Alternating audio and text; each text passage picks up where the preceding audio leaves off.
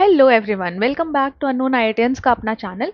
तो आज हम कवर करने जा रहे हैं पूरा का पूरा क्विज 2 का syllabus, that is from week 5 to week 8। जितना हमारे पास थ्योरी कंटेंट है मैथ्स 1 में, वो सारा का सारा आज हम कवर करेंगे। ठीक है, अब देखो इस वीडियो में ये हमारे पास एक रिविजन वीडियो है, ठीक है, जिसमें मैंने थ्योरी पूरी कवर करवाई है एकदम स्टार्टिंग से लेके वीक 5 से शुरू करके वीक 8 तक की जितनी भी थ्योरी है वो सारी की सारी कवर करवाई है। साथ ही साथ थोड़े बहुत क्वेश्चंस भी है बीच में स्लाइड्स में, और ये पूरी की पूरी मेरी खुद की हैंड रिटन नोट्स है जिससे हम पूरा का पूरा रिविजन कंप्लीट करेंगे अपना। ठीक है, इसके बाद आपके लिए क्वेश्चन प्रैक्टिस बहुत ज़्यादा ज़रूरी है, तो इसके बाद आप पीवाईक्यू की वीडियो देख सकते हो जिसमें मैंने बहुत ही अच्छे से और डिटेल में क्वेश्चन प्रैक्टिस करवाई है ताकि आपका ये पूरा का पूरा पोर्शन जो है कंप्लीट हो जाए।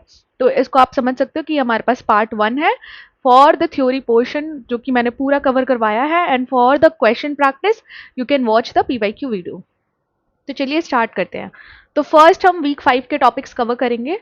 तो वीक 5 में जो सबसे पहला टॉपिक है हमारे पास वो है horizontal and vertical line test. ठीक है, तो देखो समझते हैं कि horizontal and vertical line test होता क्या है। तो ये दो टेस्ट हमारे पास होते हैं ग्राफ को टेस्ट करने के लिए। ठीक है, तो सपोज फॉर एग्जांपल कि हमें ग्राफ गिवन हो, अलग अलग ग्राफ गिवन हो, और हमें पता करना है कि ये जो ग्राफ है ये पर्टिकुलर ग्राफ का कोई फंक्शन एग्जिस्ट करता है या नहीं करता है, या फिर ऐसे ही रैंडम ये कोई ग्राफ ड्रॉ किया हुआ है। ठीक है, तो या फिर उस पर्टिकुलर फंक्शन का इन्वर्स एग्जिस्ट करता है या नहीं करता है, ये जानने के लिए हम यूज करते हैं horizontal and vertical line test.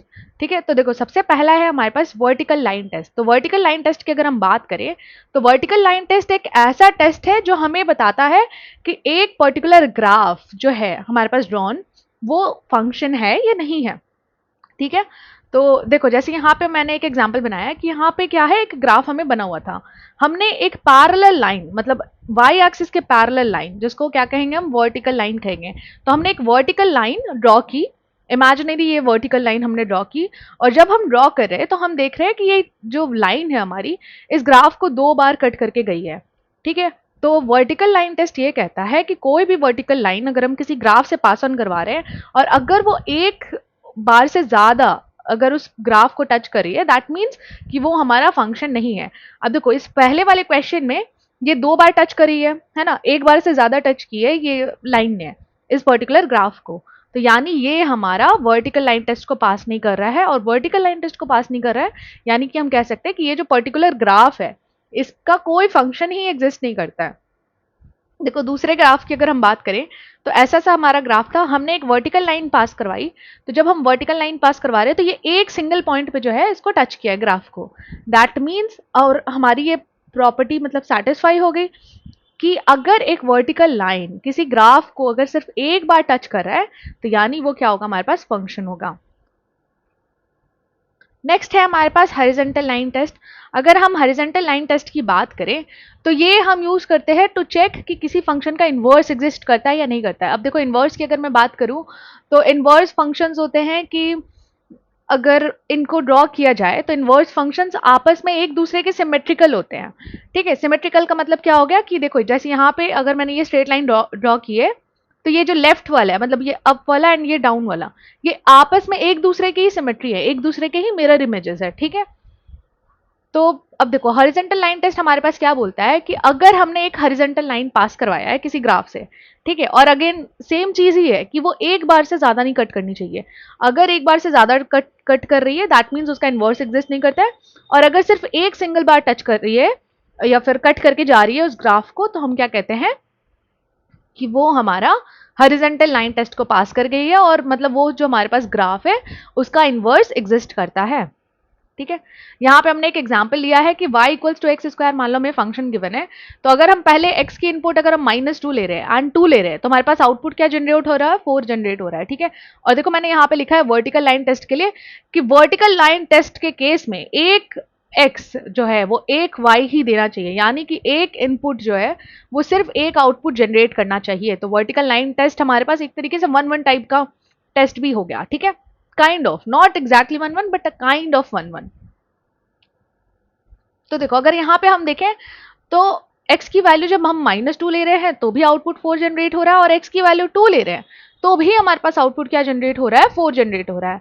तो इस केस में क्या होगा हमारे पास कि ये फंक्शन तो है लेकिन इसका इन्वर्स नहीं एग्जिस्ट करता है, ठीक है, क्योंकि इन्वर्स के लिए हमारे पास क्राइटेरिया क्या है कि एक y जो है वो सिर्फ एक x की वैल्यू से ही आना चाहिए, 1y should come from only 1x, ठीक है। तो ये हमारा वर्टिकल लाइन टेस्ट को तो पास कर जाएगा, लेकिन हॉरिजॉन्टल लाइन टेस्ट को ये पास नहीं करेगा, ठीक है। अब देखो हमारे पास कुछ कुछ शॉर्टकट्स है ताकि हम याद कर रख सके एग्जाम में, मतलब इंस्टेड ऑफ जस्ट, मतलब अगर हमारे पास डायरेक्ट फंक्शन दे दिया गया है और हमें बताना है कि मतलब कि क्या ये फंक्शन है या नहीं है, इसका इन्वर्स एग्जिस्ट करता है नहीं करता है, या फिर ये कौन सा टेस्ट पास कर रहा है, तो उस केस में हम क्या करेंगे, अगर मान लो इवन पावर वाले फंक्शन है, जैसे एक्स स्क्वायर हो गया, एक्स की पावर 4 हो गया, एक्स की पावर 6 हो गया, तो ये जितने भी इवन पावर वाले फंक्शन होते हैं वो हमारे पास सिमेट्रिक शेप के होते हैं। जैसे क्वाड्रेटिक फंक्शन तो पढ़ा ही था हमने, याद ही होगा कि क्वाड्रेटिक का ग्राफ कैसे होता है, ऐसे होता है, राइट। तो ये हमारे पास क्या होता है, सिमेट्रिक ग्राफ होती है। सिमिलरली एक्स की पावर 4 की भी ऐसी ही होती है, बट इतनी इतनी वाइड नहीं होती, वो थोड़ी नारो होती है।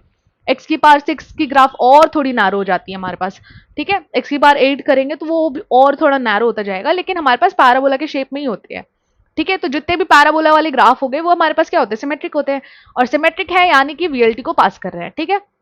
अगर हम ऑड पावर की बात करें तो जैसे एक्स की पावर 3 हो गया, एक्स की पावर 5 हो गया, ये हमारा वर्टिकल लाइन टेस्ट को भी पास करता है और हॉरिजॉन्टल लाइन टेस्ट को भी पास करता है। तो हमारे पास हॉरिजॉन्टल लाइन टेस्ट और वर्टिकल लाइन टेस्ट के अगर हम क्वेश्चंस देखें तो बस क्वेश्चंस यही है कि आपको ये थ्योरी बहुत अच्छे से आनी चाहिए, इसमें तो सिर्फ थ्योरी ही है, और क्वेश्चन यही रहेगा कि आपको पता होना चाहिए कि हॉरिजॉन्टल लाइन टेस्ट क्यों यूज करते हैं, वर्टिकल लाइन टेस्ट क्यों यूज करते हैं। ये चीज एकदम अच्छे से, कंसेप्ट बिल्कुल अच्छे से क्लियर होना चाहिए इस चीज का। देखो तो नेक्स्ट टॉपिक जो है हमारे पास वो है एक्सपोनेंशियल फंक्शंस, ठीक है। तो अब हम एक्सपोनेंशियल फंक्शंस को समझते हैं। इसके पहले हमने काफी तरीके के फंक्शंस पढ़े, क्वाड्रेटिक पढ़ा हमने, पॉलिनोमियल फंक्शंस पढ़ा है, स्ट्रेट लाइन हमने कवर करा है ना। अब ये एक्सपोनेंशियल फंक्शन एक अलग तरीके का फंक्शन है। ये ऐसा फंक्शन है कि अब देखो इसके पहले जितने फंक्शंस पढ़े उसमें हमारे पास वेरिएबल तो रहता ही था, है ना, मतलब वेरिएबल तो है ही, वेरिएबल नहीं रहेगा तो फिर वो फंक्शन थोड़ी हुई, वो तो कांस्टेंट नंबर हो जाएगी, राइट। अब एक्सपोनेंशियल फंक्शन में जो हमारा वेरिएबल रहता है वो वेरिएबल एग्जिस्ट करता है पावर पे, ठीक है। इंस्टेड ऑफ बेस हमारे पास एग्जिस्ट कहाँ करता है, पावर पे एग्जिस्ट करता है। तो हमारे पास जनरल फॉर्म हो गया एक्सपोनेंशियल फंक्शन का, f x is equals to a की पावर एक्स, जहां पे ये ए क्या है, हमारा ए है हमारा बेस, और जो ये एक्स जो है ये क्या है, इसके पावर पे है। और दूसरी क्राइटेरिया ये है कि ये ए जो है वो 0 से बड़ा होना चाहिए, यानी कभी भी ऐसा नहीं होना चाहिए कि नेगेटिव नंबर हो हमारे पे बेस पे, वो चीज नहीं होनी चाहिए। और ए 1 के बराबर नहीं होनी चाहिए। क्यों नहीं होनी चाहिए, क्योंकि सोचो खुद 1 का पावर आप कुछ भी ले लो, 100 ले लो, 1000 ले लो, करोड़ ले लो, वो 1 तो 1 ही रहेगा ना। देखो एक्सपोनेंशियल फंक्शंस अब दो कैटेगरीज है। एक तो हो गया कि पावर में हमारे पास नंबर है, तो पावर में नंबर है तो ये नॉर्मल हम इसको कहेंगे एक्सपोनेंट, ठीक है। और दूसरा कि पावर में हमारे पास वेरिएबल है, तो पावर में अगर वेरिएबल आता है तो ये फंक्शन कहला गया, लेकिन पावर में अगर नंबर आ रहा है तो ये हमारा एक्सपोनेंट कहला गया, ठीक है। अब देखो एक्सपोनेंशियल फंक्शन का अगर हम रियल लाइफ एप्लीकेशन देखें तो न्यूज चैनल्स में हमने काफी बार सुना होगा, है ना, कि एक सर्टेन जैसे स्टॉक की प्राइस जो है वो एक्सपोनेंशियली कितनी, निफ्टी 50 की जैसे प्राइस हो गई वो एक्सपोनेंशियली कितना ग्रो की है ओवर द 5 ईयर्स 10 ईयर्स, है ना। ऐसे जैसे गोल्ड की प्राइस जो है एक्सपोनेंशियली कितना ग्रो की है again over the 5 years 10 years. तो ये एक्सपोनेंशियली जो हम कहते हैं, एक्सपोनेंशियली का मतलब होता है कि ये चीज ग्रो तो कर रही है लेकिन धीरे धीरे धीरे धीरे विथ टाइम जो है परफेक्टली ये चीज ग्रो कर रही है, ठीक है। दो तरीके के हमारे पास एक्सपोनेंशियल फंक्शंस होते हैं, रियल लाइफ सिनेरियो की बात कर रही हूँ। पहला तो हो गया हमारे पास ग्रोथ और दूसरा हो गया हमारे पास डिके, ठीक है। और अगर हम मैथमेटिकली समझे इस चीज को तो मैथमेटिकली अगर हम समझेंगे तो f x is equals to a x, a की पावर एक्स में जब हमारा बेस जो है 1 से ग्रेटर वैल्यू पे हो, ठीक है, मतलब बेस हमारी 2 3 से स्टार्ट करके इन्फिनिटी में कोई भी नंबर हो बट 1 से बड़ी होनी चाहिए। क्यों 1 से बड़ी होनी चाहिए ये भी मैंने बता दिया, क्योंकि 1 की पावर हम कुछ भी लेंगे तो वो अल्टीमेटली क्या आएगा, 1 ही आएगा, राइट। तो इस पर्टिकुलर केस में हम क्या कहेंगे कि ये ग्रोथ फंक्शन है। जैसे देखो 2 की पावर एक्स हो गया, 3 की पावर एक्स हो गया, तो ये सारे केसेस में हमारा कर्व किस डायरेक्शन में जाता है, अपवर्ड डायरेक्शन में जाता है। सो देयरफॉर ये हमारे पास हो गया ग्रोथ फंक्शन।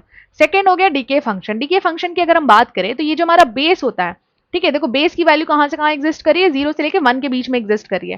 दैट मीन्स इसको ऐसे समझेंगे जैसे 0.25 हो गया, 0.5 हो गया, 0.33 हो गया, ठीक है। 0 से लेकर 1 के बीच में तो यही सारी वैल्यूज एग्जिस्ट करेंगी, राइट। तो ये हमारे पास अगर इसकी पावर पे x है तो ये फंक्शंस जो हैं ये हमारे डिक्रीज करती है और किसके तरफ अप्रोच करती है, 0 की तरफ अप्रोच करती है। बहुत इंपॉर्टेंट है ग्राफिकल बिहेवियर याद रखना, तो इसको एकदम ध्यान में रखना इस चीज को। अब देखो भाई, फंक्शन पढ़ेंगे तो डोमेन रेंज तो जानना ही पड़ेगा। डोमेन क्या हो गया? डोमेन का मतलब हो गया ऑल पॉसिबल इनपुट।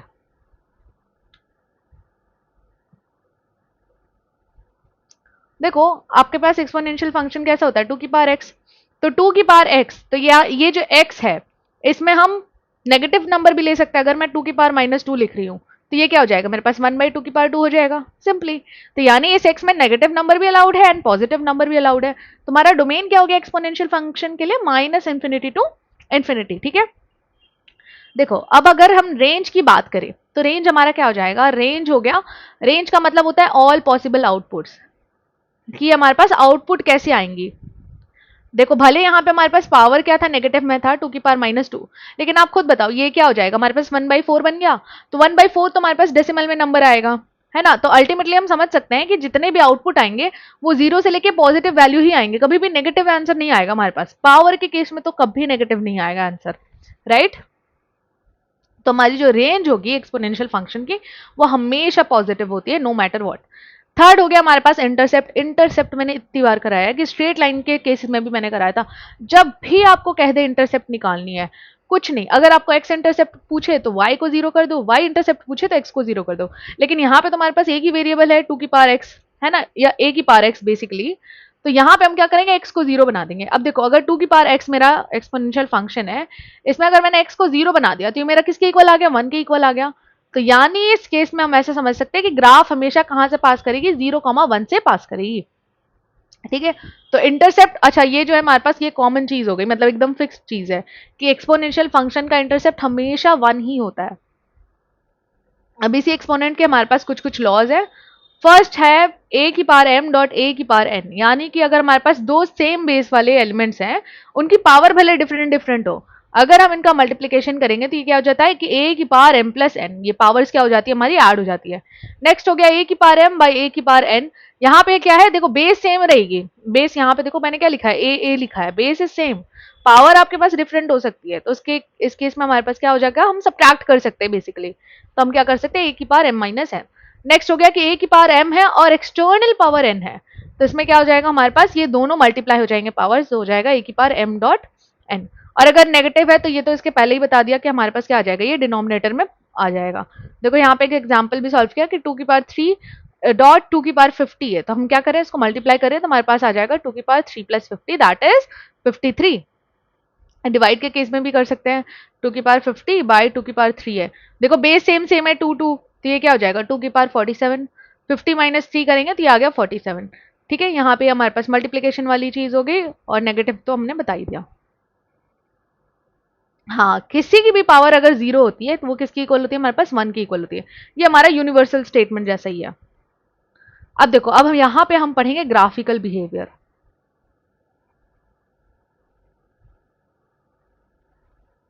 देखो ग्राफिकल बिहेवियर की अगर हम बात करें तो यहाँ पे मैंने क्या लिखा है कि अगर हमारा जो बेस है ये बेस 1 से बड़ा होगा तो हमारा ग्राफ लेफ्ट साइड से स्टार्ट होता है और राइट साइड पे जाके एंड होता है, ठीक है।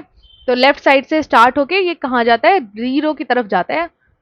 बेसिकली ये ऐसे समझेंगे हम कि हमारा ग्राफ जो है वो लेफ्ट साइड से स्टार्ट होके राइट साइड पे अपवर्ड डायरेक्शन की तरफ जाता है। तो पहले लेफ्ट साइड से स्टार्ट हुआ और फिर 0 की तरफ गया, फिर 0 के बाद डायरेक्टली वो शूट अप करके अपवर्ड डायरेक्शन में जाता है। हमारे पास कुछ ग्राफ जो रहती है वो जाती है ऐसे ऐसे, इस डायरेक्शन में हमारे पास ग्राफ जाता है, ठीक है। नेक्स्ट, अगर हमारा जो ये बेस है, ये बेस की वैल्यू 0 से 1 के बीच में हो तो लेफ्ट साइड जो है ये हमारे पास ग्राफ फॉल कर रहा होता है, यानी गिर रहा होता है। हमारे पास जो ग्राफ होती है वो ऐसी होती है, गिर रहा होता है और राइट साइड पे ये 0 की तरफ जा रहा होता है। तो ये हो गया हमारे पास for a between from 0 to 1।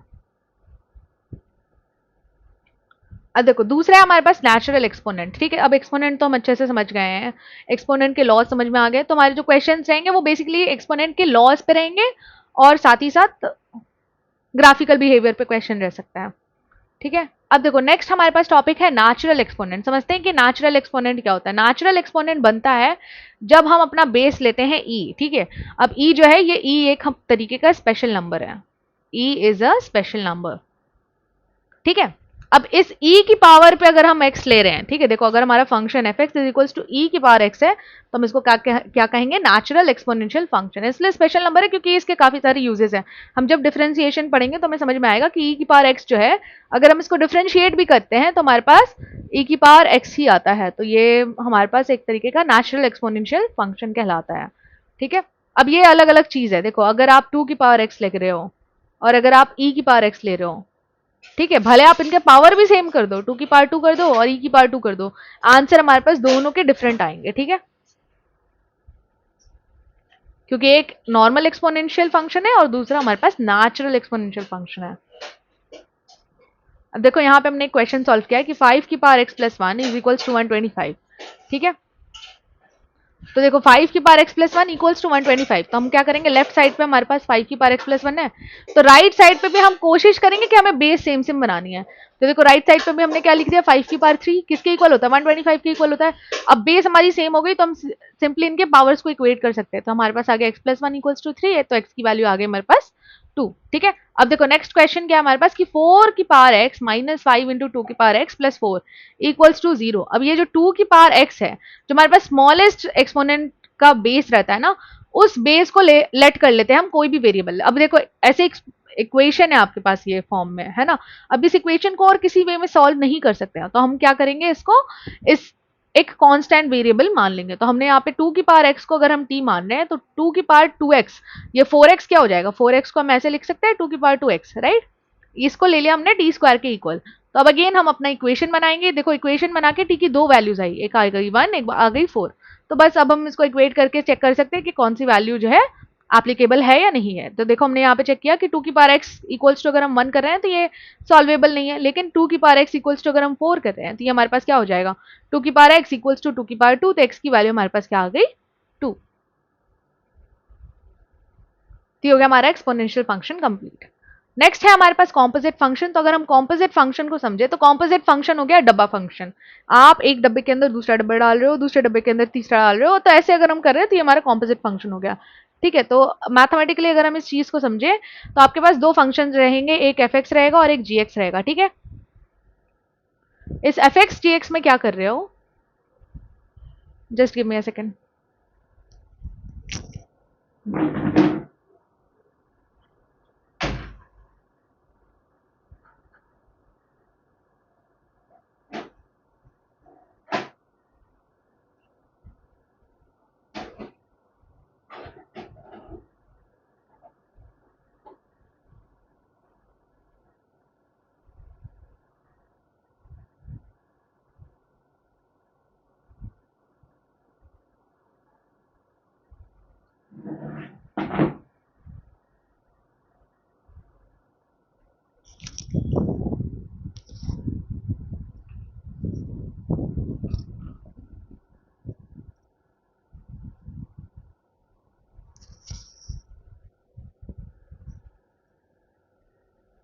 हाँ, तो देखो अगर हम यहाँ पे कॉम्पोजिट फंक्शन की बात करें तो हमारे पास दो फंक्शंस रहती हैं, एफ एक्स और जी एक्स। अब यहाँ पे हम क्या करें, देखो एफ एक्स फंक्शन में जब मेरा इनपुट एक्स है तो मेरे पास फंक्शन क्या है, एक्स स्क्वायर है। जी एक्स फंक्शन में अगर देखें तो इनपुट एक्स है तो हमारा फंक्शन क्या है, एक्स प्लस 4 है। तो अब हम क्या करते हैं, यहाँ पे एक फंक्शन के अंदर दूसरे फंक्शन को एज इनपुट लेते हैं। तो हम क्या करेंगे, जैसे अगर मान लो कि ये एफ एक्स है तो हमारे पास पहले इनपुट क्या था, एक्स था। अब हम क्या ले रहे हैं, इसको एक दूसरे फंक्शन को एज इनपुट ट्रीट करेंगे। तो ये क्या हो जाएगा, देखो एफ इंटू जी एक्स लिखा, यानी कि अब जी एक्स क्या मेरा इनपुट है। तो जी एक्स की वैल्यू क्या है, एक्स प्लस 4, तो हम क्या लिख रहे हैं यहाँ पे एफ इंटू एक्स प्लस 4, ठीक है। तो यानी अब हमारा इनपुट एक्स के बदले में क्या बन गया, एक्स प्लस 4 बन गया। तो जहां पे भी आपको एक्स दिखेगा ना इस पर्टिकुलर फंक्शन में, वहां वहां हम क्या यूज करेंगे, एक्स प्लस 4 यूज करेंगे अब। तो ये हमारा अपडेट हो गया बेसिकली इनपुट की वैल्यू। अब अगर हमें जी एफ एक्स निकालना है तो जी एफ एक्स निकालना है तो हम क्या करेंगे, देखो जी एफ एक्स, तो यहाँ पे हमने एफ एक्स को बना लिया अपना इनपुट, ठीक है। अब इसमें अगर हम एफ एक्स की वैल्यू पुट करें तो देखो एफ एक्स क्या था हमारा एक्स स्क्वायर, तो अब हमारा इनपुट क्या हो गया, एक्स स्क्वायर। तो जहां पे भी अब हमें अगेन जी एक्स की फंक्शन में जहां जहां एक्स दिखेगा वहां वहां पे अब एक्स की जगह पे हम क्या लिखेंगे, एक्स स्क्वायर लिखेंगे। और बाकी तो जैसे हमारे पास प्लस 4 तो ये प्लस 4 आएगा। लेकिन x जहां दिखेगा हमें उससे मतलब ही नहीं है कि क्या कांस्टेंट नंबर है क्या है नहीं है, हमें बस मतलब है कि जहां x रहेगा तो अब वो x चेंज होके क्या हो जाएगा, हमारे पास एक्स स्क्वायर हो जाएगा, ठीक है। तो सेम हमने यहाँ पे कुछ एग्जांपल्स कर रखे हैं। देखो यहाँ पे हमें क्या दिया गया है, एक एफ एक्स फंक्शन दे दिया है, एक जी एक्स फंक्शन दे दिया, हमें निकालना है जी एफ टू। ठीक है, अब देखो जी एफ टू अगर निकालना है आपको, तो पहले आपको निकालना पड़ेगा जी एफ एक्स। जब आपके पास जी एफ एक्स आ जाएगा तो आप यहाँ पे एक्स की जगह पे क्या इनपुट यूज करोगे, टू। तो यहाँ पे देखो अगर हमारे पास ये two x cube plus three आ रहा है, तो हम क्या करेंगे यहाँ पे इनपुट, अब ये जो आ गया हमारे पास इक्वेशन, इसमें अब हम एक्स की जगह पे क्या यूज करेंगे, टू यूज करेंगे। अब देखो यहाँ पे हमारे पास कुछ प्रॉपर्टी है कि कभी भी एफ जी एक्स, ये इसको हम एफ जी एक्स मैं पढ़ रही हूँ लेकिन हम इसको कहते हैं एफ ऑफ जी एक्स। ठीक है, तो ये जो एफ ऑफ जी एक्स है, ये कभी भी हमारे पास जी ऑफ एफ एक्स के इक्वल नहीं आता, क्योंकि देखो पहली बात तो फंक्शन हमारे अलग अलग होते हैं, तो फिर अलग अलग फंक्शन होते हैं, तो आप अलग अलग इनपुट लोगे तो फिर ये कैसे ही आएगा, right. Until and unless f x g x same same function हो, तब तक तो ये इक्वल नहीं ही होता है। डोमेन की अगर हम बात करें कि कॉम्पोजिट फंक्शंस का डोमेन, या डोमेन क्या होता है, तो डोमेन हमारे पास हो जाता है, देखो डोमेन के लिए हम ऐसे लिखेंगे कि देखो अगर एफ जी एक्स की बात कर रहे हैं, तो जो हमारा एक्स है यानी इनपुट एफ, अगर हम एफ एक्स की बात कर रहे हैं या जी एक्स की बात कर रहे हैं, तो जी एक्स के लिए हमारा ये जो एक्स है इनपुट, ये वैलिड होना चाहिए। और अगर हम एफ जी एक्स की बात कर रहे हैं, तो हमारे पास ये जी एक्स वैलिड होना चाहिए। यही चीज मैंने यहाँ पे लिखी है कि एक्स जो है ये हमारा इनपुट है जी एक्स के लिए, और जी एक्स जो है ये हमारा इनपुट है एफ जी एक्स के लिए। तो ये x वैलिड होगा तो हमारे पास gx फॉर्म कर जाएगा, gx वैलिड होगा तो हमारे पास fgx फॉर्म कर जाएगा।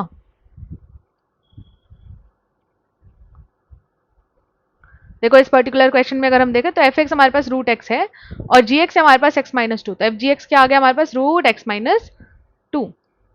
Then again different different conditions हो सकती हैं। अगर हम इस देखो इसका अगर हमें डोमेन निकालना है, अच्छा ये क्वेश्चन हमारा डोमेन के लिए है, अगर हमें यहाँ पे डोमेन निकालना है तो डोमेन कैसे निकालेंगे। अब देखो रूट के अंदर क्या है आपके पास x माइनस टू है, खुद बताओ कि x की वैल्यू जब तक पॉजिटिव रहेगी तब तक तो ठीक है, लेकिन अगर नेगेटिव वैल्यू ले लें, मान लो माइनस फाइव ले रहे हैं, तो ये क्या बन जाएगा, रूट के अंदर हो जाएगा माइनस फाइव माइनस टू, यानी रूट के अंदर क्या आ जाएगा, नेगेटिव नंबर आ जाएगा। अब ये f x g x real number पे अगर डिफाइंड है, मतलब मान लो R two space R three space, या फिर बेसिकली सिर्फ अगर मेंशन है कि they all belongs to the real number R, तो उस केस में आपका आउटपुट कैसे कोई रियल नंबर के बाहर आ जाएगा। हमें पता है कि रूट के अंदर अगर नेगेटिव नंबर आ जाता है तो उसको क्या कहते हैं, हम कॉम्प्लेक्स नंबर्स कहते हैं या इमेजिनरी नंबर्स भी कहते हैं, है ना। तो रूट के अंदर हमारा नेगेटिव नहीं आना चाहिए, तो किस केस पे नेगेटिव नहीं आएगा बताओ, हमारे पास x की वैल्यू क्या होनी चाहिए, 2 से ग्रेटर या 2 के इक्वल होनी चाहिए, क्योंकि 2 से स्मॉलर वैल्यू होगी तो हमारे पास ये क्या आ जाएगा, नेगेटिव वैल्यू आ जाएगा। ठीक है, तो ये चीज हमारी, अब अगर हम डोमेन की बात करें तो डोमेन क्या हो गया हमारे पास, 2 से लेके इन्फिनिटी तक, यानी कि कितने सारे इनपुट जो है हम ले सकते हैं। तो ऐसे हमारे पास दूसरा क्वेश्चन है, देखो वन बाई एक्स है और जी एक्स गिवन है और एफ जी एक्स हमारे पास आ गया one by x minus three. ठीक है, तो देखो डिनोमिनेटर में एक्स माइनस थ्री है, तो दूसरा शॉर्टकट ट्रिक ये है कि कभी भी देखना डिनोमिनेटर आपकी जीरो के इक्वल ना होनी चाहिए। ठीक है, क्योंकि अगर डिनोमिनेटर जीरो के इक्वल हो गया तो हमारे पास ये पूरा का पूरा फंक्शन क्या हो जाएगा, नॉट डिफाइंड हो जाएगा। ठीक है, तो देखो one by x minus three में किस किस एक्स की वैल्यू पे ये हमारा जीरो बनेगा, सिर्फ थ्री की वैल्यू पे। तो हमने यहाँ पे देखो डोमेन क्या लिख लिया कि real number except three, three के अलावा बाकी सारे नंबर पे ये जो है हमारे पास वैलिड है, except this number three. Similarly हम रेंज निकालेंगे, तो रेंज तो हो गया कि खुद से हम सोचेंगे कि यहाँ पे हम नेगेटिव लेंगे तो क्या आंसर आएगा, पॉजिटिव लेंगे तो क्या आंसर आएगा, जीरो लेंगे तो क्या आंसर आएगा, कोई फ्रैक्शन नंबर लेंगे तो क्या आंसर आएगा। तो अगर ये हमारे पास देखो सिर्फ पॉजिटिव नंबर्स आएंगे तो हमारी रेंज क्या हो गई, जीरो से लेकर इन्फिनिटी तक।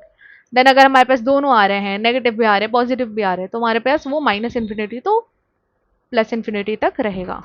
सेम हमारे पास यहाँ पे रेंज और डोमेन के क्वेश्चन है, तो आप लोग ये पॉज करके एक बार खुद से सॉल्व कर सकते हो। देखो नेक्स्ट हमारे पास टॉपिक है इनवर्स फंक्शन, तो अब हम ध्यान से समझते हैं इन इनवर्स फंक्शंस को। तो देखो इनवर्स फंक्शन की अगर हम बात करें तो इनवर्स फंक्शन कुछ नहीं है, बस मिरर इमेज वाले फंक्शन है, कि अगर एक फंक्शन एग्जिस्ट कर रहा है तो उसी का मिरर इमेज भी एग्जिस्ट कर रहा है। ठीक है, तो यहाँ पे देखो क्या लिखा है कि function F inverse x is the inverse of F x if, तभी इसका इनवर्स हो जाएगा जब हमारे पास ये एफ इनवर्स एफ एक्स जो है एक दूसरे को कैंसिल आउट करके किसके इक्वल बचे हैं हमारे पास, एक्स के equal, and F into F inverse of x ये किसके इक्वल बचे हमारे पास, एक्स के इक्वल। अब देखो अब हम सीखेंगे कि इनवर्स निकालते कैसे फंक्शन का। तो ये जो इनवर्स होता है ना, ये इनवर्स होता है हमारे पास बिल्कुल ऑपोजिट चीज। ठीक है, तो अगर हमारे पास ओरिजिनल फंक्शन एफ एक्स है, अगर इसमें कुछ ऐड हो रहा होगा ना ये एक्स प्लस थ्री, तो हमारे पास इनवर्स फंक्शन में यही चीज हमारे पास सब्ट्रैक्ट हो रही होगी। ठीक है, तो ये हो गया हमारे पास इनवर्स फंक्शन। जैसे देखो हमारे पास गिवन था function f x is equals to 2x plus y. अब देखो ये हम ये सीख रहे हैं हम ताकि हम समझ पाए कि इनवर्स कैसे निकालते हैं। आपको अगर एक फंक्शन दे दिया जाए तो उस फंक्शन की हेल्प से हम इनवर्स कैसे निकाल सकते हैं मैथमेटिकली, ग्राफिकली तो समझना बहुत ईजी है। तो एफ एक्स इक्वल्स टू हमें दे दिया गया है 2x प्लस 1, ठीक है। तो y इक्वल्स टू मैंने लिख दिया एफ एक्स के बदले में, तो right y instead of F X. तो एफ एक्स के बदले में मैंने क्या लिखा यहाँ पे y लिख लिया। तो y इक्वल्स टू क्या हो गया, ये 2x प्लस 1 हो गया, ठीक है। अब देखो यहाँ पे मैं स्वैप कर दे रही हूँ x और y को, तो x और y को स्वैप किया तो ये हो गया हमारे पास x equals to 2y plus 1। और मैंने यहाँ पे y को पूरा अब y के अगेंस्ट सॉल्व करना है, यानी कि y के कोफिशिएंट हमें 1 बनानी है। तो हमारे पास ये क्या आ गया x माइनस 1/2। तो f इनवर्स x हमारा फंक्शन हो गया x माइनस 1/2। अब देखो ध्यान से, ओरिजिनल फंक्शन में हमारे पास क्या हो रहा था 2 इंटू एक्स, यानी x की जो भी वैल्यू उसका ट्वाइस प्लस 1 जो है हमारे पास ऐड हो रहा था। लेकिन यहाँ पे जो हमारा इनवर्स फंक्शन आया उसमें हमारे पास क्या हो रहा है 1 सब्ट्रैक्ट हो रहा है और ये 2 क्या हो गया हमारे पास डिवाइड हो रहा है। डोमेन और रेंज की बात की जाए तो एक बहुत अच्छा क्वेश्चन भी मैंने करवाया था पीवाईक्यू में कि अगर हमें पूछ रहा है रेंज ऑफ एफ इनवर्स, अब अगर आपको एफ इनवर्स की रेंज निकालनी है और आपको एफ की डोमेन पता है तो वो तो बहुत ईजी हो जाएगा, राइट। तो यहाँ पे देखो हमारे पास अगेन 2 रूल्स है कि जो हमारे पास फंक्शन एफ है इसकी जो डोमेन है ये हमारे पास हो गई equal to range of f inverse. तो हमारा इनवर्स फंक्शन का रेंज हो जाएगा उसकी इक्वल। नेक्स्ट हो गया हमारे पास की रेंज ऑफ एफ, ठीक है। अगर हमारे पास ओरिजिनल फंक्शन का रेंज जो है ये किसके इक्वल होगा हमारे पास एफ इनवर्स फंक्शन के डोमेन के इक्वल।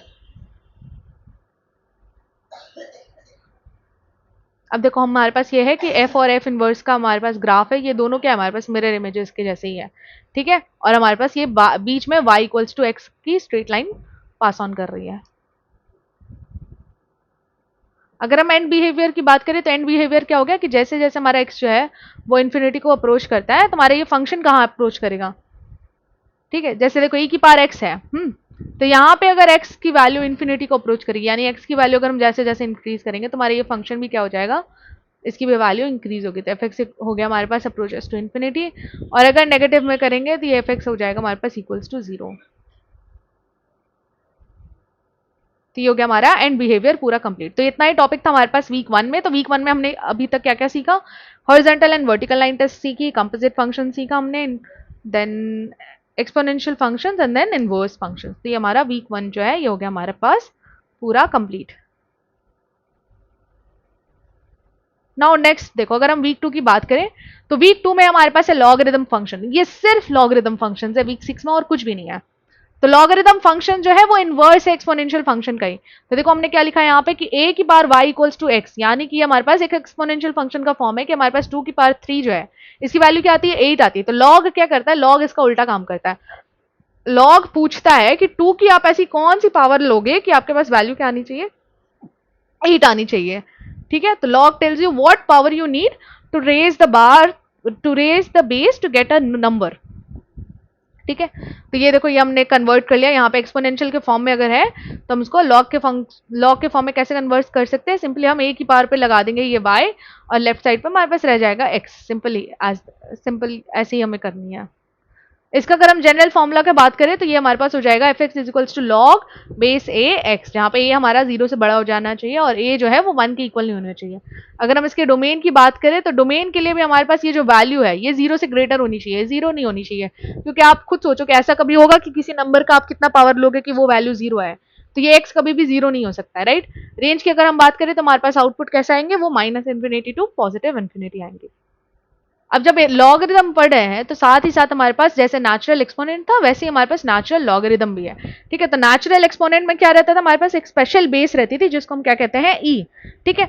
अगर हम वो नेचुरल एक्सपोनेंट था, अगर नेचुरल लॉगरिदम की बात करें तो यहाँ पे हमारे पास जो बेस होती है ये बेस हो जाती है हमारे पास ई, ठीक है। और हमारे पास वैल्यू रहती है सिंपली एक्स, तो इसी को हम क्या लिख सकते हैं ln x लिख सकते हैं। अब दो चीजें समझा रही हूँ, लॉगरिदम के हमारे पास 2-3 टाइप्स होते हैं, तो अभी मैं फिलहाल 2 टाइप जो है समझा रही हूँ।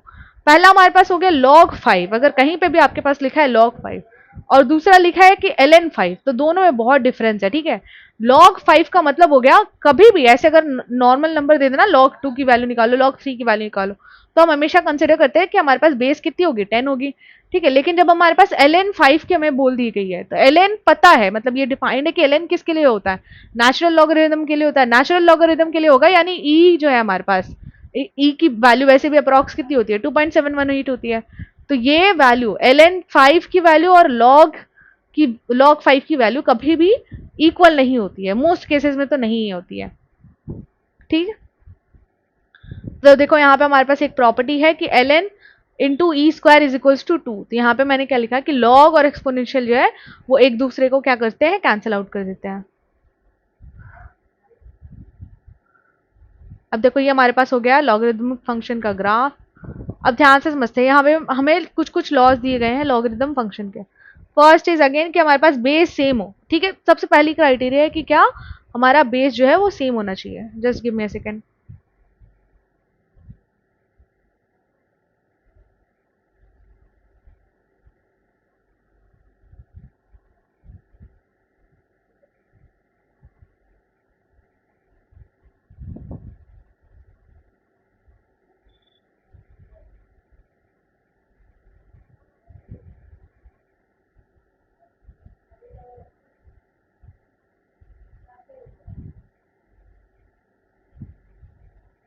अब देखो अगर हम लॉज को डिस्कस करें तो फर्स्ट हमारे पास क्या है फॉर्मूला, लॉग विथ बेस ए, और हमारे पास जो वैल्यूज है अगर ये मल्टीप्लाई होंगी तो हम इसको लिख सकते हैं log with base a m plus log with base a n, ठीक है। नेक्स्ट हमारे पास है कि अगर डिवाइड हो रहा होगा तो एम बाई एन, देखो बेस हमारी सेम होनी चाहिए, एक ही क्राइटेरिया कि हमारा बेस क्या होना चाहिए, सेम होना चाहिए। बेस अगर सेम नहीं है तो फिर ये फॉर्मूला जितने भी अप्लाई कर लो कोई सेंस नहीं बनाएगा। देखो यहाँ पे हमारे पास क्या हो जाएगा, सेम सेम फॉर्मूला ही है, बस हमारे पास सब्ट्रैक्ट हो जाएगा। नेक्स्ट है हमारे पास लॉग ए 1/n, तो ये हमारे पास किसके इक्वल हो गया, माइनस लॉग ए एन। और अगेन अगर हमारे पास पावर में है तो उस पावर को हम नीचे लिख लेंगे, तो हो गया r into log with base a M.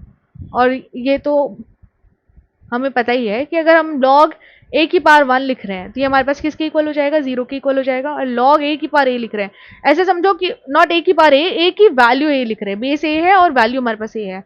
इसका मतलब क्या हो गया कि आपके पास ऐसा, ये समझेंगे अगर लॉग ए बेस और इसकी वैल्यू ए, तो इसका मतलब हम ऐसे समझेंगे कि ए पे क्या पावर लगाएं कि हमारे पास ए आए, तो ए पे हम 1 पावर लगाएंगे तो 1 ही आएगा, राइट। तो ये हो गया हमारे पास सिक्स्थ ऑप्शन क्लियर। अब नेक्स्ट है हमारे पास चेंज ऑफ बेस फॉर्मूला। तो ये चेंज ऑफ बेस फॉर्मूला क्या करता है, बेस को चेंज कर देता है। जैसे कि अगर आपके क्वेश्चन में log 2 भी है log 4 भी है, तो आपको किसी एक को तो चेंज करना ही पड़ेगा ना, या तो कोई log 4 में चेंज कर ले या तो कोई log 2 में चेंज कर ले। तो अब हम सीखेंगे चेंज ऑफ बेस फॉर्मूला। तो चेंज ऑफ बेस फॉर्मूला की अगर हम बात करें तो ये हो जाएगा log 2 330, ठीक है। और मुझे मान लो ये 2 को चेंज करना है, ठीक है, मतलब क्योंकि बेस 2 है तो वैसे भी ये सॉल्वेबल नहीं है।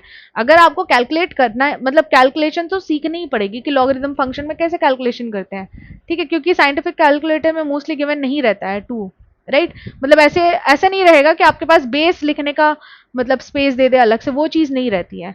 तो हम क्या करेंगे, यहाँ पे इस बेस को 10 के फॉर्म में कन्वर्ट करेंगे, तो ये आ जाएगा हमारे पास log with base 10 and then again आ गया log विद बेस 10। उसके बाद हमारे पास जैसे वैल्यूज थी, तो पहले हमारे पास उतार ये जो हमारा वैल्यू है वो हम लिखेंगे न्यूमरेटर में, और डिनोमिनेटर में हमारे पास आ जाएगी बेस। तो ये किया तो हमारे पास देखो हमारा मतलब, अब हम कैलकुलेटर में सिंपली अगर log 330 लिखेंगे ना, तो कैलकुलेटर खुद अल्टीमेटली समझ जाएगा कि जो हमारा बेस है वो बेस किसके इक्वल है, 10 के इक्वल है। और अगर मैं ln 330 लिखूंगी ना, तो कैलकुलेटर अल्टीमेटली समझ आएगा कि ये ln किसके लिए यूज होता है, नेचुरल एक्सपोनेंट के लिए यूज होता है। और log अगर सिंपली लिखा है तो यानी इसकी बेस क्या हो गई, 10।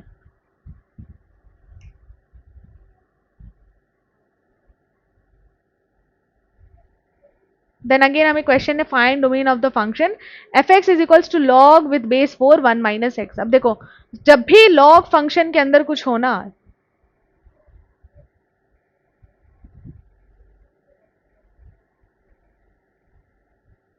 इस लॉग फंक्शन के अंदर हमारे पास जो भी इनसाइड फंक्शन हो ना, ये हमेशा ग्रेटर देन 1 होनी चाहिए। और इसको जितना कम से कम, just give me a second.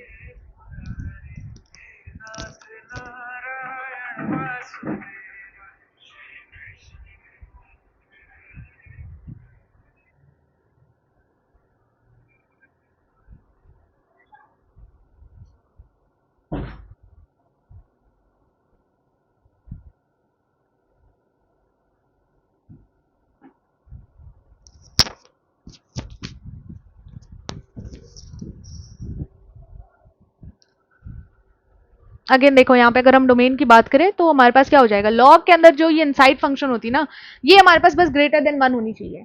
तो और ये जिस भी कंडीशन पे हमारे पास ग्रेटर देन 1 होगा तो वो सारे पॉइंट्स जो हमारे पास सेटिस्फाई करेंगे इस फंक्शन पे।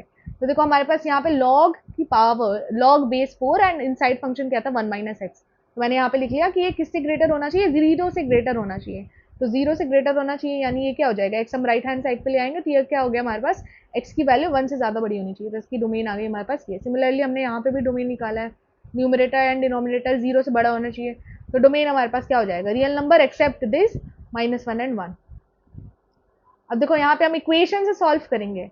इक्वेशन है हमारे पास ई की power minus x square equals to this. अब चाहे तो हम दोनों साइड लॉग भी ले सकते हैं, लेकिन देखो यहाँ पे बेस जो है ना हमारी सेम है, तो लॉग ना भी ले तो हमारा काम चल जाएगा, है ना। बेस अलग अलग हो तो हमें लॉग लेने की टेंशन रहती है। जैसे ये देखो इस क्वेश्चन में हमारे पास क्या है, बेस जो है हमारी अलग अलग है।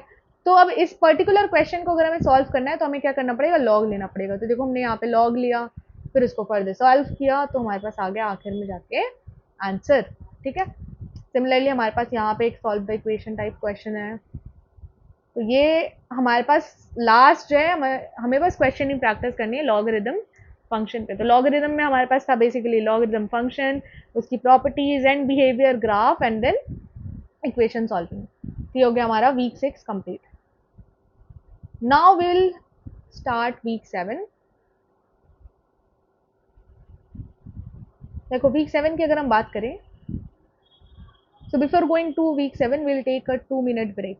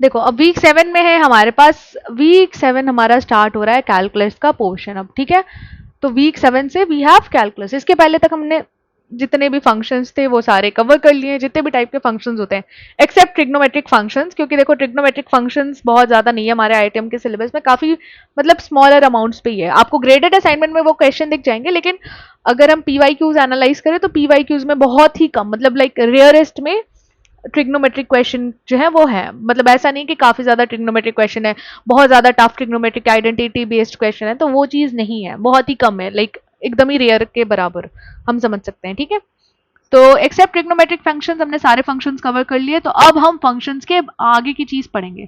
ठीक है, तो क्योंकि अभी तक हमने फंक्शंस पढ़ी है, तो ऐसा होता है कभी कभी कि हम ग्राफ में जब ड्रॉ कर रहे हैं ना, तो ग्राफ पे फंक्शन एग्जिस्ट कर रहा है, लेकिन जब हम मैथमेटिकली सॉल्व करते हैं किसी एक पॉइंट पे, तो वो फंक्शन हमारा नॉट डिफाइंड की कंडीशन दिखाता है। ठीक है, तो अब वो जो नॉट डिफाइंड की कंडीशन दिखाता है उसी के लिए हम क्या पढ़ते हैं, लिमिट्स पढ़ते हैं।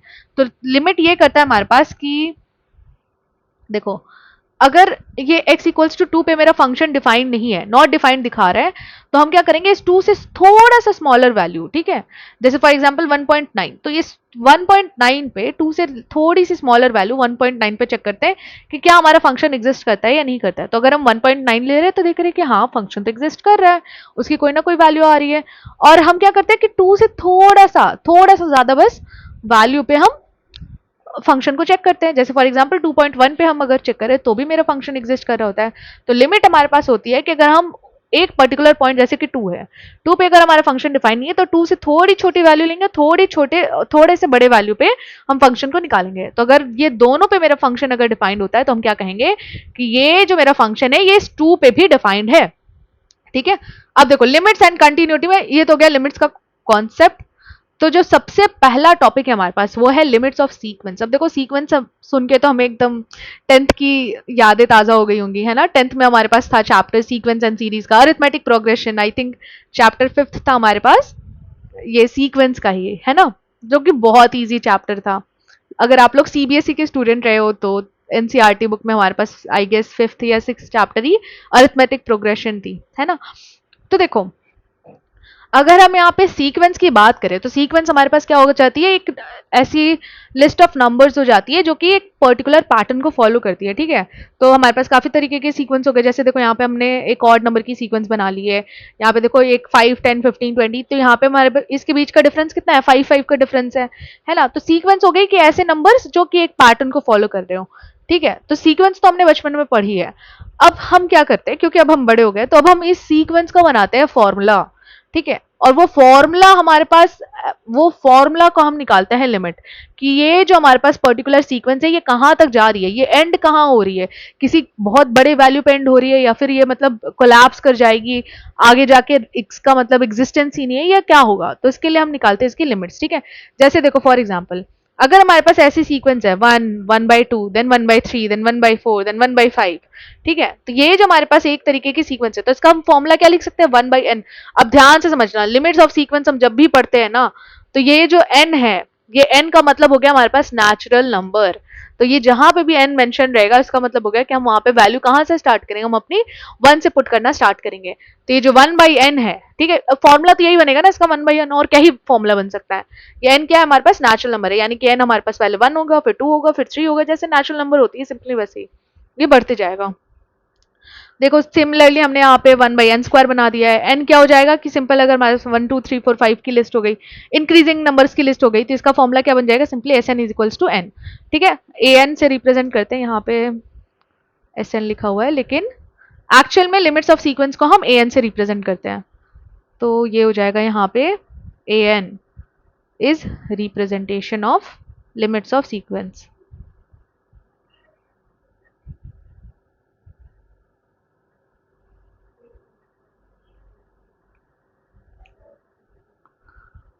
तो देखो यहाँ पे मैंने लिखा है कि limits of sequence means that the term of the sequence get arbitrarily close to l and as n becomes very large, ठीक है। तो ये देखो लिमिट का हम यहाँ पे फॉर्मूला लगाते हैं, तो ये ए एन डिनोट करते हैं हम सीक्वेंस के लिए, और अगर हम इस पे लिमिट लगा रहे हैं तो लिमिट क्या लगा रहे हैं हम, as n tends to infinity, यानी कि ये जो हमारा ये n है, जैसे जैसे n की वैल्यू हम इंक्रीज कर रहे हैं तो ये सीक्वेंस हमारे पास कहाँ पे एंड हो रही है, तो वही हमारा ये लिमिट ऑफ सीक्वेंस का काम रहता है, ठीक है।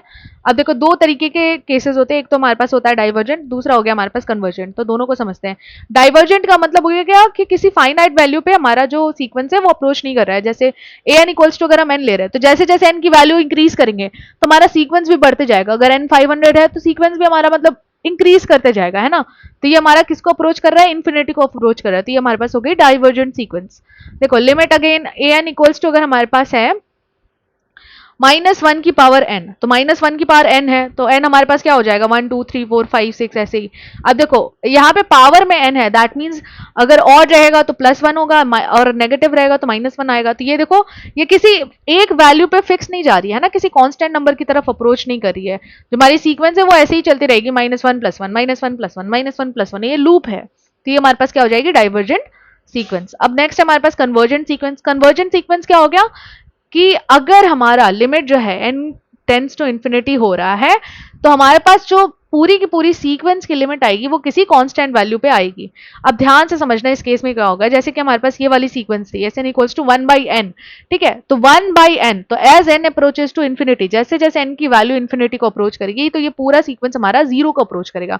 ठीक है, देखो यहाँ पे फॉर एग्जाम्पल इनिशियली हमारे पास नंबर 1 था, फिर उसके बाद क्या आ गया 1/2, यानी ये 0.5 हो गया, देन 0.3 हो गया, देन 0.25 हो गया, देन 0.20 हो गया। आप सोचो यहाँ पे 1/500 पे क्या हो जाएगा, ये 0.020 हो गया।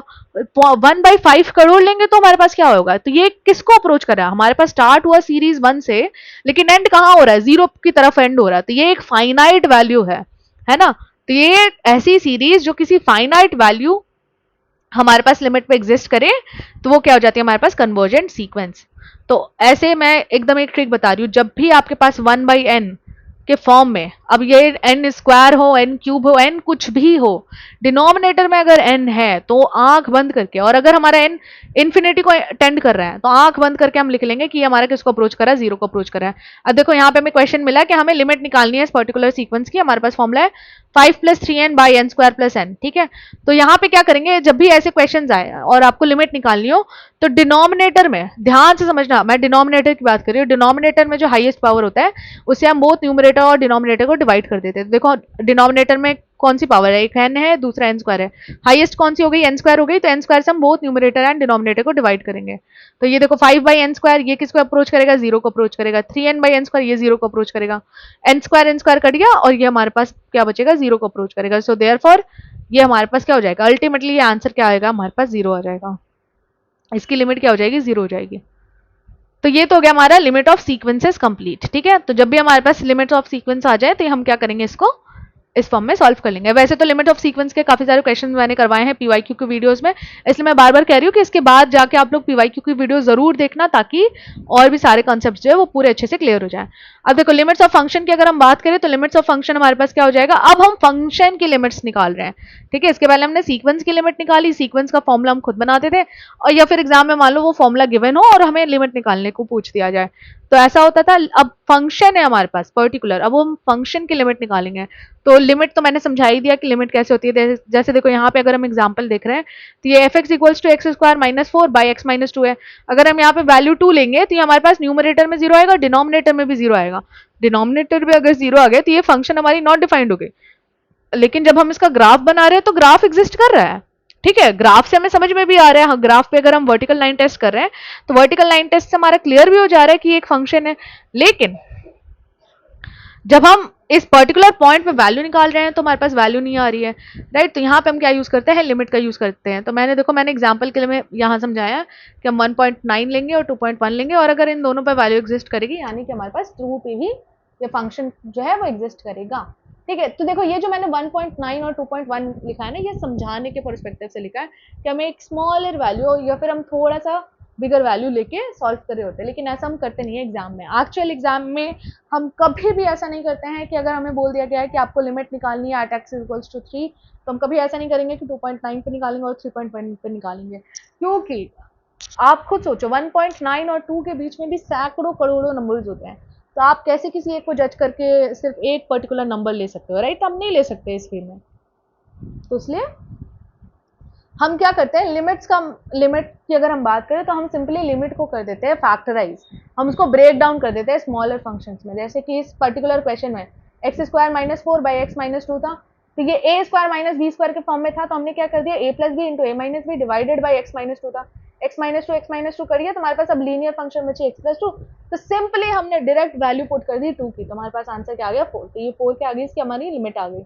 हमारे पास कुछ स्टैंडर्ड फॉर्मूलाज भी हैं, तो ये स्टैंडर्ड फॉर्मूला है कि x अगर हमारा a को अप्रोच करे यानी किसी कांस्टेंट को अप्रोच करे तो हमारे पास ये पर्टिकुलर फॉर्मूला है। देन हमारे पास sin x / x = 1 का फॉर्मूला है। देन ये तो हमारे पास स्टैंडर्ड फॉर्मूला थे, ये याद रखने बहुत इंपॉर्टेंट है। तो you need to remember all these formulas. देखो हमारे पास क्वेश्चन है कि लिमिट x जो है वो 0 को टेंड कर रही है और हमें sin x by sin bx का वैल्यू निकालना है। अब देखो हमें पता है कि sin x by x की वैल्यू 1 होती है, लेकिन sin ax by sin bx के केस में क्या करेंगे, तो ये sin ax के केस में हम न्यूमरेटर में क्या करेंगे, ax से मल्टीप्लाई करेंगे और ax से डिवाइड करेंगे। सेम डिनोमिनेटर में क्या करेंगे, bx से मल्टीप्लाई करेंगे, bx से डिवाइड करेंगे। तो अब देखो ये तो मेरा बन जाएगा 1 को अप्रोच करेगा, क्या बचा रहा है ax by bx, हमारा आंसर क्या आ गया a by b, ये आ गई हमारी लिमिट। ठीक है, देखो अगेन हमारे पास यहाँ पे लिमिट का क्वेश्चन है कि हमें 2x+3 और 3x+1 दो फंक्शन दे दी गई है और हमें कंडीशन दे दिया गया। कंडीशन क्या है कि x लेस देन 0, तो यानी x लेस देन 0। समझो यहाँ पे कि अगर हमारे पास x इक्वल्स टू 0 का नंबर लाइन यहाँ पे है, तो लेस देन 0 कहाँ एग्जिस्ट करेगा? लेफ्ट साइड पे। तो जो लेफ्ट साइड पे एग्जिस्ट करेगा उसको कहते हैं हम लेफ्ट हैंड लिमिट। और x ग्रेटर देन 0 हमारे पास कहाँ एग्जिस्ट करेगा? नंबर राइट हैंड लिमिट पे एग्जिस्ट करेगा, तो उसको कहते हैं हम राइट हैंड लिमिट। ठीक है। अच्छा, हमें क्या कंडीशन दे दी है कि x लेस देन 0 और इक्वल टू 0 के केस में, यानी कि x इक्वल टू 0 और लेस देन 0 के केस में हम ये वाला ऊपर वाला फंक्शन यूज करेंगे 2x+3, और x ग्रेटर देन 0 के लिए हम ये बिलो वाला फंक्शन जो है यूज करेंगे। तो हमें चेक करनी है कि लिमिट एग्जिस्ट कर रही है या नहीं कर रही है। तो लिमिट एग्जिस्ट कर रही है नहीं कर रही है, उसके लिए हमें क्या निकालनी है? लेफ्ट हैंड लिमिट निकालनी है। लेफ्ट हैंड लिमिट हमने निकाली, तो देखो limit x tends to 0 f(x) equals to 2x+3 था। हमने सिंपली यहाँ पे x की वैल्यू 0 पुट की, तो हमारे पास आंसर आ गया। नॉट डिफाइंड की कंडीशन नहीं हो रही है यहाँ पे, तो हमें कुछ यहाँ पे फैक्टराइज वेक्टराइज रैशनलाइज कुछ नहीं करना पड़ा। नेक्स्ट है अगेन हमने राइट हैंड लिमिट निकाली, तो राइट हैंड लिमिट के लिए हमें कौन सी फंक्शन यूज करनी है? 3x+1। ये कंडीशन गिवन रहती है कि कब आपको कौन सी फंक्शन यूज करनी पड़ेगी, तो उसको याद रखना बस। तो ये हमारे पास आ गया 3, तो left hand limit right hand limit के इक्वल आ गया, तो यह हमारा क्या हो जाएगा? लिमिट जो है एग्जिस्ट करती है। अब इसी क्वेश्चन से कंटिन्यूटी समझते हैं। ठीक है, लिमिट तो हमें पता चल गया कि लिमिट क्या होता है। कंटिन्यूटी का मतलब ये होता है कि कंटिन्यूटी को हम ऐसे समझते हैं कि ऐसा सा ग्राफ है हमारा। ठीक है, तो ये क्या है? कंटिन्यूअस ग्राफ है, कहीं पे भी ये ब्रेक नहीं कर रहा है, कहीं पे एंड नहीं हो रहा है, कोई शार्प कॉर्नर कुछ नहीं है। ये क्या है? हमारे पास एक कंटिन्यूअस फंक्शन की ग्राफ है। तो कंटिन्यूटी सिर्फ हमें बताता है कि हमारा ग्राफ जो है वो बिल्कुल स्मूथ ग्राफ है और कहीं पे भी किसी पॉइंट पे ब्रेक नहीं किया है। तो जब भी आपको कंटिन्यूटी निकालनी हो ना, तो कंटिन्यूटी हम निकालते हैं उस पर्टिकुलर पॉइंट पे फंक्शन की वैल्यू निकालते हैं, फिर उसकी लेफ्ट हैंड लिमिट निकालते हैं और राइट हैंड लिमिट निकालते हैं। अगर ये तीनों इक्वल हो तो हम क्या कहते हैं कि हमारा फंक्शन क्या है? कंटिन्यूस है। और अगर इनमें से कोई एक वैल्यू भी, जैसे मान लो left hand limit right hand limit आपके पास इक्वल आई, लेकिन आपके पास एफ फंक्शन की वैल्यू एट दिस पॉइंट ये इक्वल नहीं आई, तो हम क्या कहेंगे कि हमारा फंक्शन जो है वो कंटिन्यूस नहीं है। तो सेम चीज देखो, अगर हम इस क्वेश्चन से समझाएं तो देखो f0 अगर हम निकाल रहे थे तो ये हमारा क्या आ रहा था? 3 आ रहा था, और हमें कंडीशन बॉक्स में गिवन ही था कि x लेस देन और इक्वल टू 0 के लिए कौन सा यूज करेंगे? हम फर्स्ट वाला फंक्शन यूज करेंगे। तो देयरफॉर ये हमारा देखो left hand limit right hand limit के इक्वल हो गया और साथ ही साथ f0 के भी इक्वल हो गया। सो देयरफॉर ये this function is continuous as well. Similar questions हमने यहाँ पे भी किए हैं, तो ये आप लोग एक बार खुद से कर सकते हो। तो ये हो गई हमारी कंटिन्यूटी पूरी। तो कंटिन्यूटी के लिए क्या करेंगे? लेफ्ट हैंड लिमिट निकालेंगे, राइट हैंड लिमिट निकालेंगे एंड फंक्शन की वैल्यू निकालेंगे एट दैट पॉइंट।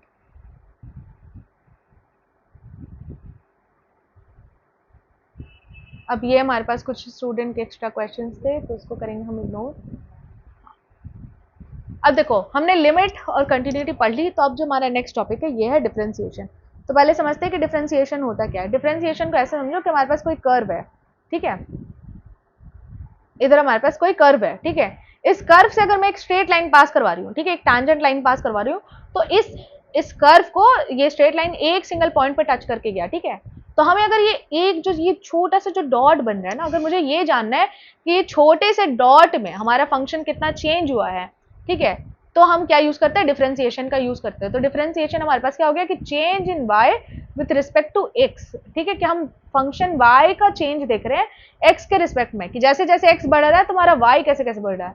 तो ये चीज हमारी क्या हो जाती है? डिफरेंशिएशन हो जाती है। ठीक है, अब देखो डिफरेंशिएशन में हमारे पास जैसे लिमिट हो गई, कंटिन्यूटी हो गई, तो डिफरेंशिएशन का भी ग्राफ का बिहेवियर ऐसा होता है कि कोई शार्प कॉर्नर्स नहीं होने चाहिए। अगर शार्प कॉर्नर्स है तो यानी वो फंक्शन डिफरेंशिएबल नहीं है। ठीक है, ब्रेक नहीं करना चाहिए। अगर ब्रेक कर रहा है तो यानी कि वो फंक्शन डिफरेंशिएबल नहीं है। अब देखो डिफरेंशिएबिलिटी के हमारे पास जो सबसे पहला फॉर्मूला है उसको कहते हैं हम फर्स्ट प्रिंसिपल मेथड। हमारे पास फॉर्मूला है कि limit h tends to 0 f into x plus H minus F x by h. तो यहाँ पे देखो हम क्या कर रहे हैं कि आप यहाँ पे कहीं पे खड़े हो, ठीक है, आप इस पॉइंट पे खड़े हो, इसका नाम है आपके पास एफ एक्स पे खड़े हो आप। इससे आपने एक कदम, बस एक छोटा सा कदम, बस आपने अपना एक पैर ही बस आगे किया है, उस माइन्यूट डिफरेंस को ले ले हैं हम h। ठीक है, तो आप थे यहाँ पे इनिशियली खड़े, लेकिन आपने ये h स्टेप मतलब एक जो कदम आगे बढ़ाया है, ये एक कदम भी तो बढ़ा है ना आगे। तो अब आपकी लोकेशन क्या हो गई? एफ एक्स प्लस एच हो गई। अब वापस से आप इसमें से एफ एक्स सब्ट्रैक्ट कर रहे हो ताकि आप इस h की डिस्टेंस को निकाल पाओ। तो x की डिस्टेंस का मतलब क्या हो गया कि हमें वो जो छोटा सा पॉइंट है ना, ये इतना डॉट जितना जो पॉइंट है, इस डॉट में हमारा फंक्शन कितना चेंज हुआ, मतलब इंक्रीज कर रहा था या डिक्रीज कर रहा था, वो चीज हमें पता चलती है डिफरेंशिएशन के थ्रू। ठीक है, अब देखो यहाँ पे ये जो हमारे पास फॉर्मूला है ये काफ़ी लॉन्ग मेथड वाला फॉर्मूला है। हम क्या करते हैं, जैसे यहाँ पे मैंने देखो एक क्वेश्चन भी करवाया है कि अगर हमारे पास एफ एक्स गिवन है ये और हमें डेरिवेटिव निकालनी है इस फंक्शन की यूजिंग डिफरेंशियबिलिटी मेथड, तो यहाँ पे जहाँ जहाँ पे आपको एक्स प्लस एच दिख रहा है ना, एक्स प्लस एच, तो ये क्या हो जाएगा हमारे पास F F into x plus H minus F X. तो ये F into x plus H हमारे पास हो गया 4, जहाँ पे भी एक्स दिख रहा है ये अब एक्स की जगह पे क्या हो जाएगा, एक्स प्लस एच हो गया। तो देखो 4x स्क्वायर था तो ये किस पे बदल गया, एक्स प्लस एच का स्क्वायर। 36x था तो ये किस में बदल गया, 36 इंटू एक्स प्लस एच। तो जहां पे भी आपको x दिखेगा ये x चेंज होके क्या हो जाएगा, x प्लस एच में हो जाएगा for the first case. Next case F X, तो हमारे पास सिंपली बस इसको कॉपी पेस्ट कर देंगे और डिवाइडेड बाई हमारे पास h है। तो देखो जब हमने इसको फर्दर कैलकुलेट किया तो हमारे पास ये एक इक्वेशन आ गई 4h square plus 8xs minus 36h। तो हमने अगेन ये डिवाइड हो रहा था तो ये तीनों से डिवाइड होगा, तो ये हो गया 4h square by h and ये आ गया हमारे पास 8h माइनस 36। तो ये देखो 4h जो है हमारा ये भी हमारा जीरो को ही अप्रोच करेगा। अगर h मेरा जीरो को अप्रोच कर रहा है तो 4h क्या करेगा, जीरो को अप्रोच करेगा, प्लस 8x माइनस 36। हमारे पास डिफरेंशिएशन कितनी आ गई इसकी, 8x माइनस 36। अभी मैं आप लोगों को डायरेक्ट फॉर्मूला बताऊंगी तो डायरेक्ट फॉर्मूला से भी पता चलेगा कि इसका आंसर 8x माइनस 36 ही आएगा। देखो डायरेक्ट फॉर्मूला हमारे पास क्या है कि अगर आपके पास x की पावर कुछ भी है तो हमारा फॉर्मूला बन जाता है n into x n minus one. बस इसी फॉर्मूला से हमारा ये हो जाएगा। देखो x की पावर क्या है, यहाँ पे 2 है, तो x की पावर अगर n है तो हमारे पास फॉर्मूला क्या है, n एक्स एन की पावर माइनस वन। तो ये हो जाएगा 4 इंटू टू आ गया हमारे पास सामने, इंटू एक्स की पावर 2 माइनस वन, ये हो गया हमारे पास 1। तो ये आ गया हमारे पास 8x और ये 36x के लिए हमारे पास सिर्फ बचा रहेगा माइनस 36। क्योंकि अगर आप देखो आप d बाई डी एक्स कर रहे हो x का ही, आप x का डिफरेंस निकाल रहे हो विथ रिस्पेक्ट टू x, तो ये हमारे पास किसके इक्वल आ जाता है, 1 के इक्वल आ जाता है। तो ये हमारे पास कुछ हमारे पास डायरेक्ट फॉर्मूलाज है जो याद रखने बहुत ज़्यादा इंपॉर्टेंट है। अगर वैसे तो ये याद रहने चाहिए और इन केस अगर कोई भूल गया हो तो इसको एक बार रिवाइज कर लेना अच्छे से इन फॉर्मूलाज को। अब देखो यहाँ पे हमें एक अगेन क्वेश्चन गिवन है कि हमें डेरिवेटिव निकालनी है इसकी, तो हम डेरिवेटिव कैसे निकालेंगे, देखो 3x cube plus 2x square plus 5 है तो आप ना इसको अलग अलग ले लो, 3x स्क्वायर का पहले डेरिवेटिव निकालो, फिर 2x स्क्वायर का, फिर 5 का, अलग अलग निकाल के डेरिवेटिव फिर साथ में हम जोड़ सकते हैं इसको, या फिर जैसे करना है आप पहले डेरिवेटिव निकाल लो तो भी वो चलेगा। अब इस डेरिवेटिव में हमारे पास दो रूल्स होते हैं, ठीक है, पहला होता है हमारे पास चेन रूल, दूसरा होता है हमारे पास प्रोडक्ट रूल, ठीक है। तो चेन रूल हमारे पास 3 रूल एक्चुअली, ठीक है, तीसरा हमारे पास डिवाइड वाला रूल भी होता है। तो देखो चेन रूल की अगर हम बात करें तो चेन रूल हो गया, चेन हमने देखी है ना, जैसे एक के बाद एक, एक के बाद एक, एक के बाद एक, जैसे ज्वाइंट रहती है चेन, है ना। या फिर अगर मैं डब्बा का एग्जाम्पल समझाऊं तो डब्बा रहता है, उसके अंदर एक और डब्बा रहता है, उसके अंदर एक और डब्बा रहता है, राइट। तो चेन रूल क्या करता है कि सबसे पहले हम बड़े वाले डब्बे को सॉल्व करते हैं, बड़े वाले डब्बे का काम खत्म हो गया तो फिर छोटे वाले डब्बे पे आते हैं, छोटे वाले डब्बे का काम हो गया तो सबसे छोटे वाले डब्बे पे आते हैं, ठीक है। तो यहाँ पे देखो अगर अगर हम यहाँ पे न्यूमेरिकली समझे तो ये हो जाएगा हमारे पास, देखो साइन फंक्शन है इंटू 2x प्लस 3। अब साइन के इनसाइड एक फंक्शन है तो पहले तो ये बड़ा वाला डब्बा चेंज होगा, मतलब ये पूरा ओवरऑल साइन, अगर साइन फंक्शन है तो ये किसमें चेंज हो जाता है, कॉस फंक्शन में। ये चीज हमने कर ली इंटू, अब जो इनसाइड फंक्शन है इसको डिफरेंशिएट करेंगे हम, तो ये हो गया d by d x of 2x plus d by d x of 3। तो आई होप ये क्लियर हो गया होगा। Then we have product rule. Product rule क्या कहता है हमारे पास कि अगर दो अलग अलग फंक्शंस है, एंटायरली अलग अलग फंक्शंस है, ऐसा नहीं होगा कि x इंटू अगर मैं एक्स स्क्वायर ले रही हूँ तो उसमें मेरा प्रोडक्ट रूल यूज होगा, ये कभी नहीं होगा, क्योंकि ये दोनों तो हमारे पास एक तरीके की फंक्शन होंगे ना, अलजेब्रा की कैटेगरी में ही आ गया, है ना। जैसे ऐसे हो गया एक्सपोनेंशियल अलजेब्रा है, अलजेब्रा ट्रिग्नोमेट्रिक है, मतलब मिक्स टाइप ऑफ फंक्शन, समझ रहे हो ना, जितने टाइप के अभी तक हमने फंक्शंस पढ़े हैं जो अलग टाइप के फंक्शंस हैं उसमें हम ये प्रोडक्ट रूल जो है यूज कर सकते हैं। जैसे ये देखो x डॉट कॉस एक्स है तो आपके पास पहला अलजेब्रा है, देन दूसरा आपके पास ट्रिग्नोमेट्रिक फंक्शंस है, राइट।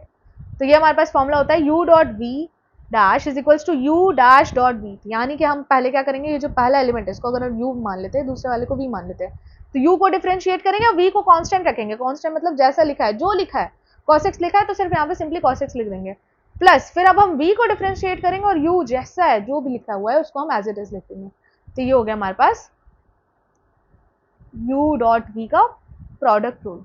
सिमिलरली हमारे पास डिवीजन का भी है, तो कोशेंट रूल हमारा क्या करता है कि u dash v minus b dash u, यानी कि हम क्या कर रहे हैं यहाँ पे कि u को डिफरेंशिएट कर रहे हैं, v को साइलेंट रख रहे हैं, एंड देन v को डिफरेंशिएट कर रहे हैं और u को कांस्टेंट रख रहे हैं।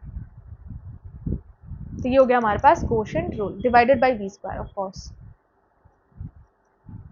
देखो दूसरा हो गया हमारे पास कि हम जो डेरिवेटिव्स है, ये डेरिवेटिव्स का यूज होता है हमारे पास लिमिट्स निकालने के लिए, ठीक है। अब जैसे देखो ऐसा टाइप का फंक्शन है limit sine x minus x by x cube, ठीक है। अब इस केस में आप अगर लॉन्गर टर्म पे सॉल्व करोगे तो बहुत टाइम टेकिंग होगा, तो हम यहाँ पे क्या यूज करते हैं, एल हॉपिटल रूल का यूज करते हैं। तो एल हॉपिटल रूल क्या करता है, यहाँ पे हमारा न्यूमरेटर को अलग डिफरेंशिएट करता है, डिनोमिनेटर को अलग डिफरेंशिएट करता है। तो साइन एक्स माइनस एक्स, इसमें मैंने इसका अगर हम डिफरेंशिएशन करेंगे तो ये क्या आ जाएगा, cos x माइनस वन, और दूसरा है हमारे पास ये डिनोमिनेटर में एक्स क्यूब है, तो ये क्या आ जाएगा डिफरेंशिएशन करके 3x स्क्वायर। यहाँ पे देखो cos x माइनस एक्स, ये तो हमारे पास इसको दोबारा कर दिया डिफरेंशिएशन, इसलिए इसको कर दूंगी मैं रिमूव, ठीक है। अब देखो जब भी आपके पास ऐसे क्वेश्चन आएंगे ना, तो आप क्या करोगे, अब यहाँ पे x की वैल्यू हम डायरेक्ट अगर हम अप्रोच कर रहे हैं तो ये क्या हो जाएगा, ये अगेन हमारे पास जीरो ही आएगा।